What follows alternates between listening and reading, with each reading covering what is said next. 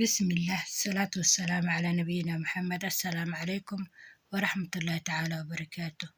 وسؤالي جواب ولا ليال marka hore like noo saara in badan sheergareeya asxaabihiin iyo guruubyada ku sheergareeya kunkii sabskaraab waxaa nooga haray konton insha allah waxaan rajeynaa inaad gaarsiisaan isbuucan mise bishan gudaheeda. ugu horeyn gabadhan waxay tiri waxaan ku riyooday anigoo meel beer ah cagaaran geeda cagaar ku yaala anigoo jooga yacni meel doog ah cagaar ah. waxay tiri hooyadii ayaa waxay siinaysay 2 xabo qajaar ah. waxay ugu dhahaysay tiri labadaa mid dooro.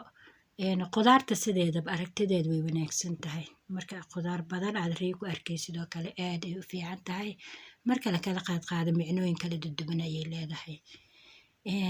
qajaarka wuxuu tilmaamayaa kheyr badan ilaan qof walba iyo xaaladuu ku sugan yahay ayuu u fasiraa. micno kalena way leedahay inaad 2 shay kala dooranaysid matalan rubama adiga ayaa is og gudahaaga waxaa jira iyo xaafadiina familkiina waxaa ka jira haddii jirtay arrin ay hooyadaa ku leedahay arrintaa labadaa mid kala dooro inay jirta laga yaabo oo ficlan midaa ka tarjumaysa shayga ay hooyadaa kula jeceshay aadna ka istiqaaraysatid sameey. maadaama ay ku lahayd 2 xabo qajaar ay ku siinaysay laakiin caadi ahaan qajaarka wuxuu tilmaamayaa 2 shay mid dooro in lagu leeyahay mise kheyr aad u badan ayuu tilmaamayaa marka xaaladaada ay ku turjumaysaa. beerta waxay tilmaamaysaa guur, beerta cagaaran waxay tilmaamaysaa guur. wallahu yaclam rubama sida riidaad u egtaa waxaa ku jira arrimo guuri arrimo waxyaabahaas oo kale ayaa noloshaada ku jira arrimo farxad leh wallahu yaclam. su-aasha xigta gabadha waxay tiri waxaan ku riyooday waxay tiri xasbi allah wa nimcal wakiil ka soo hadal kulley hadday ayada ku riyooday haddii qof kale ku riyooday micnaha xasbi allah wa nimcal wakiil waxay tilmaamaysaa ayaan idin sheegay walaalayaal waa riyo aad u wanaagsan. qofka ku riyoodana waxaa cad inuu dulmi la kulmay laanu riidaa badanaaba qofka ma arkay inuu dulmi la kulmay mooye qof la dulmiyey inuu yahay laga yaaba hataa inuuna ogeyn marmar laakiin caadi ahaan waa qof la dulmiyey yacni qalad bareer cad gardara lagu maagay oo kale. micnooyin kalena way leedahay haddii aad ku riyootid adigoo qof kuuga dhahayo kale rubama adi markaas hitaa qof aad dulminaysid aadan ku baraarugsaneen way dhici kartaa laakiin haddaa adigoo dhahaysid xasbi allah wa nimcal wakiil aad leedahay aad ku riyootid waa lagu dulmiyey mise aragtida mise maqalkeeda waxyaabaha kulleyba qof walba iyo reed xaalada ku sugan yahay waa u muhiim sidaa hore idinku sheegay si reediina fasirkiina walaalayaal isku waafaqaan.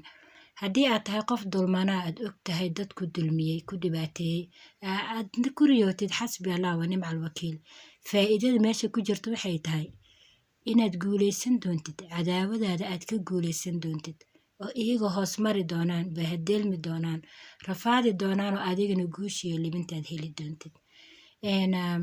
haddii caadi ahaan dikriga adiga afkaaga u badan yahay caadi ahaan yacni waad ku dikrinaysaa xasbi allah wa nimcalkii hadalkaaga u badan maskaxdaada hadduu ku seefgareysma rubama maskaxdaada dib usoo maaxanaya marka adiga aad seexatid oo riyo aad ku arkaysid midaan way noqon kartaa laakiin inta badan oo fasirka riyooyinka mufasiriinta riyooyinka fasire isku raacayna waxay tahay xasbi allah wa nimcal wakiil waxaa ku riyooda qof dulman qofkaana uu guulaysanayaa. haddii qof xanuunsan yahayna sidoo kale caafimaad ay tilmaamaysaa hadduu qofka faqri ka sheeganayo sidoo kale xoolow helayaa dhibaatooyinka aa markaa ka sheeganaysid rabbi inuu guulkaas siinayo.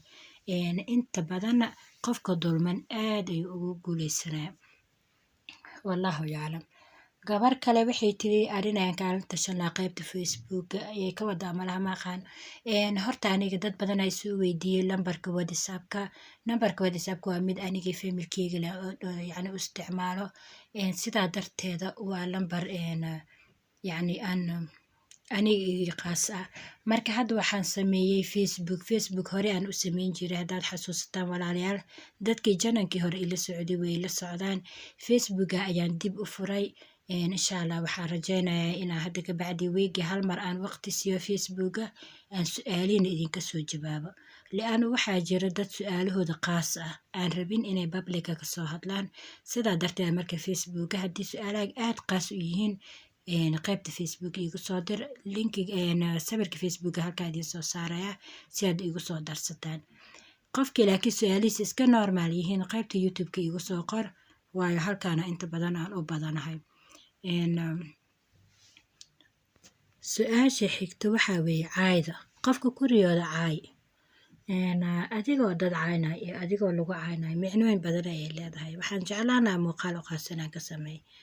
caayda inta badan waxay ka noqon kartaa min ashayaadiin, khaasatan shayaadiinka insaanka, yani dadka isku diro, dadka dulmiga iyo balaayada dhexdooda dhiga. haddii matalan caawa kale lagu dulmiyey qof, yani been qof kuuga diraa kale, hebel saasoo ku yiri, hebel saasoo ku yiri, xanaaqi aad ku seexatid oo adigoo qofkii cayna aad ku riyootid, taasoo kale hadda riyo ma dhihi karno. haddii qof aad isdagaalsaneedeen, colaad idinka dhexaysay, oo markaad seexatay caadi ahaan, yani qofkaa kama cadgoosanin, markaad seexatay mise maalmo kabacdi waxaad ku riyootay adigoo qofkii caynayo kale, middaa hataa riyo lama dhihi karo. laakiin caayda micnooyin ayay leedahay. haddaad ku riyootid qofku caynayo, caadi ahaana mashaakil waxba idinka dhexaynin, adigana aad u jawaabaynin, rubamaa qofkaasaytay dhagartiisi iyo waxa asiga dhibaatooyin kuu maleegaya aad arki doontid, yacni oo kashifmi doonaa. hataa haddayna dhagar iyo waxba aan jirin, dhibaatooyin ba aan jirin, laakiin arrin uu kaa qarinaya, arrintaa banaanka usoo bixi doontaa. haddaa ku riyootid adigoo qof isdagaala iscaynayo, qofkii uu ku caynayo adigoo caynaysaa, kabacdi waad isdagaasheen, gacan ayaa isku qaadeen, taan waxay tilmaamaysaa ka guuleysi cadaabooyin, guulo badanay tilmaamaysaa. gabadha la qabo, gabadha iyo ninkeeda hadday ku riyooda iyagoo iscaynay, mise gabadha ninkeeda caynayso, mise ninka gabadhiisa caynaya, iyada way aamusantahay uma jawaabayso, taa waxay tilmaamaysaa shaqadiisa oo loo kordhinaya, meeshaasi markaa ay kasoo galayso irsaaqada oo faa'iidooyin badan kala kulmi doono insha allah. waxay kaloo tilmaamaysaa dadka isqaba iyagoo iscaynayan jecel badan. gabadha sidoo kale gabadha xaamilada ah waa isku tafsiir. mufasiriin qaar waxay leeyihiin caayda haddaa qofka ku riyoodo iyadoo liscaynaa lisdagaalaya riyada dhexdeeda, cadaabe iyo kala go, yani in dad wax isku ahaa mise isku dhawaa mise saaxiibaha mise deris ahaa kala go-itaankooda, yani dagaal weyn dhici doona, heer ay dadkaa kala go-aanba. middaa way ka turjumi kartaa. calaa kulli xaal haddaa riyaad ku aragtid ba adigoo qof caynaya mise qof ku caynaya, waxa wanaagsan inaad shaydaanka iska naartid oo riyadaana in badanba fasirkeeda aad raadinin. mufasiriin qaar waxay leeyihin haddaa ku riyootid qof adiga ku yaqaano oo ku caynayo, adiga aad taqaanid yani oo ku caynayo, waxay tilmaamaysaa ay leeyihiin qofkaasiti inuu dhagar iyo khiyaano oo ku wado, mise dhibaatooyin oo kula damacsanaa laakiin rabbi kaa badbaadinaya, yani waad ka guuleysanaysaa, wax cabsile ma laha. walaalayaal in badan noo sheergareey, in badan intaa yaroo ka harsan kunka sabskaraabna gaarsiiya, aad u mahadsantihiin. wasalaamu calaykum.